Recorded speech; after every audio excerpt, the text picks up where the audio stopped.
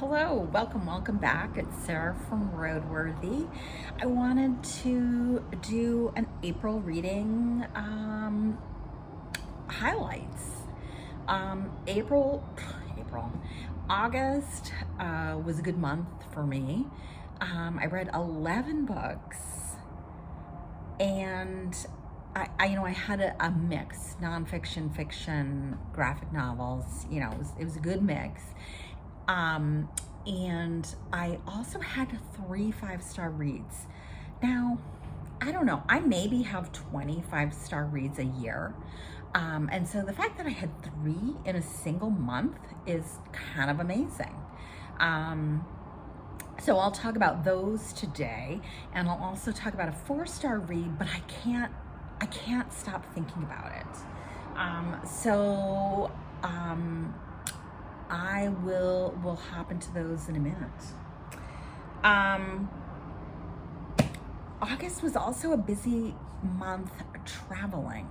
So we had a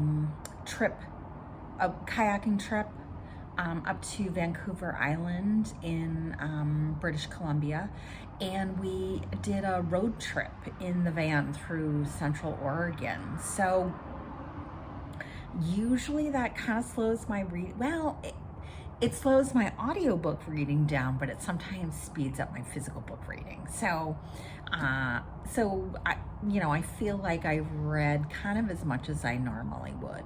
So anyway, enough, chitty chatty. Let me get to it.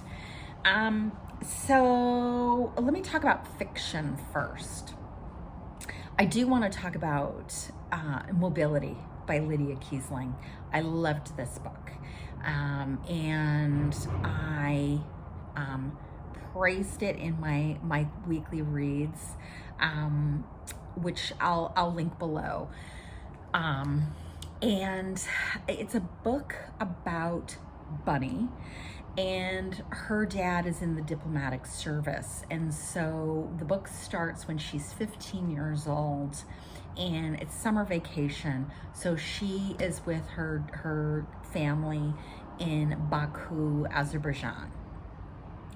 And I think what this book does really well is, one, it sort of gives you a little bit of a history of the oil business, not necessarily history, but a little snapshot of what the oil industry is like, as well as the history of oil exploitation in Azerbaijan. So again, with the withdrawal of the Soviet Union, sort of what happened in Baku. So that's kind of covered. And then we see Bunny moving forward in time. This book ends, I think, when Bunny is middle-aged. But we follow Bunny's career. She goes back to where her family's from in Texas when she graduates college with an English major. And she starts working for an engineering firm and works hard, and is taken sort of under the wing of one of the principals of that engineering firm, who excuse me, he then changes careers and goes to work for his family oil business, starting up a green energy division in their business, and takes Bunny with him. And so we see Bunny sort of over time, as her career evolves into more of a marketing role, how she starts to be making more money, and is starting to be able to afford, sort of those luxuries that she aspires to, right? You can see she's starting to spend more money on clothes, shoes, handbags, her makeup, all these things Kiesling does beautifully as an indicator to show Bunny's financial success. And then what's brilliant in here is, again, you learn a little bit about the oil industry, but you also start to, Bunny, she sort of makes a point of saying, she voted for Obama. She, she's always on sort of the right side of politics, right? She's socially liberal, she, votes Democratic. She's concerned about global warming, blah, blah, blah. But she works for an oil company. But she keeps saying, but I work for, the clean energy division. And so what Kiesling's really looking at is how we all sort of justify our behavior, or we all sort of look the other way at things that are inconvenient when we're kind of doing well, we're succeeding in the way that society expects us to. One of the things that I talked about in my weekly wrap-up is Kiesling's really looking at complacency and how Bunny, she says she believes in all the right things, but doesn't really do anything. And really how this complacency makes her complicit in the ubiquitousness of the gas and oil industry. It's great. Loved it. And I want everyone to read it. So that's Mobility. And that was a definite 5-star read. My 4-star is Allow Me to Introduce Myself by Onyi Nwabineli, who is a Nigerian British author. And I just can't stop thinking about this book. This is a book about a Nuri who is 25 years old and is sort of a recovering, child social media star. Her mother is a momfluencer and built her entire life around a social media platform starring Nuri. And so we sort of see Nuri in her current day life, being 25, struggling.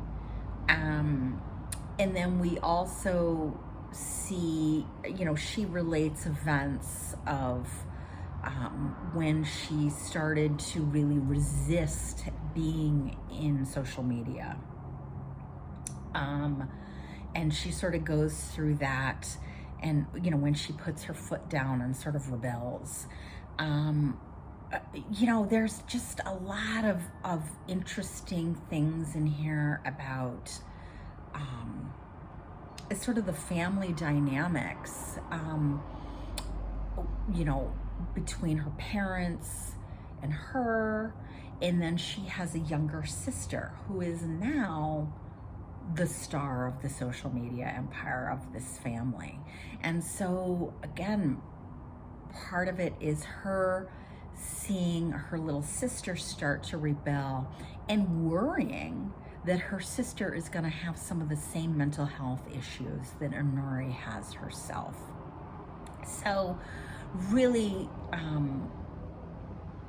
I thought it doesn't have any easy answers in this book. No one is a clear victim. No one is a clear villain here. You really start, it's a much more nuanced picture of the relationships in this family than Nuri is the victim of her, scheming mother, kind of a thing. Way better than that. And again, I keep thinking about it a lot, partly because I also just finished another book about child social media stars. And so it's just an interesting thing to think about. So those were my two fiction reads that were really great, and I really want people to pick up. My graphic novel is Belonging by Nora Krug, and this is a memoir. This is A German Reckons with History and Home. And Krug really is, she talks about sort of growing up German and coming to the United States, I think as part of her university. And then she married an American and she's been living here. But really confronting her shame about being German, and pretending to perhaps be, Swiss or something else. So she doesn't have to sort of confront or face any potential unpleasantness. And I think what Krug does really well in here is she starts to talk about, sort of finding little hints. So, for example,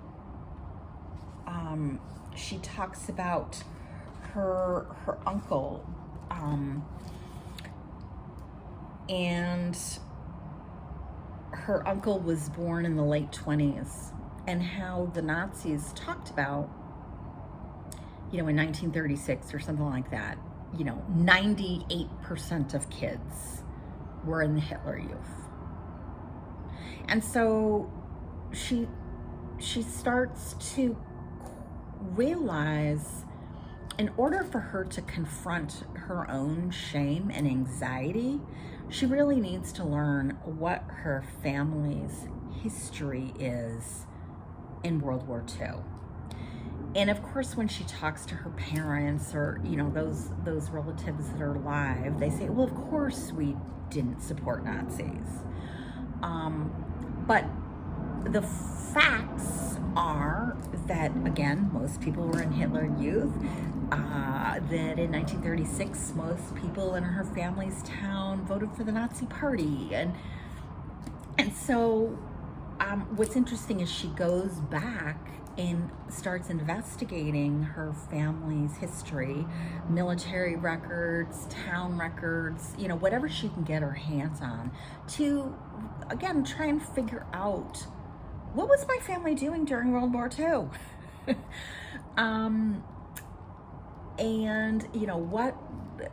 So anyway, what I also really liked about this as a graphic novel is she includes photographs that she finds along the way, but also, straight up cartoons to tell the story. Sometimes, these interesting little mashups,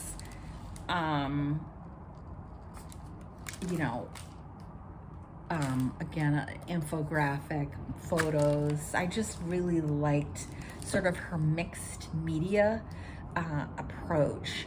And I think it makes it a little bit more powerful, again, as she's finding out things about her family. Whenever possible, she includes a photograph of that too.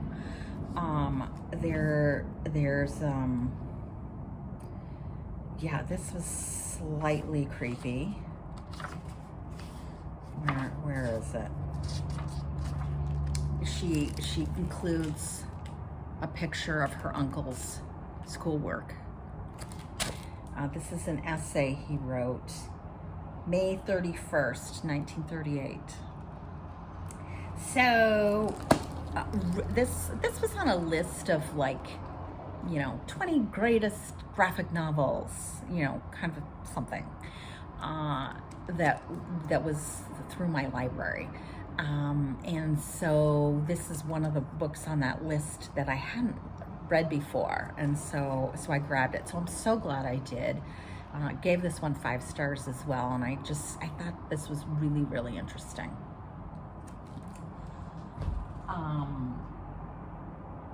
And you know, I just want to say too, I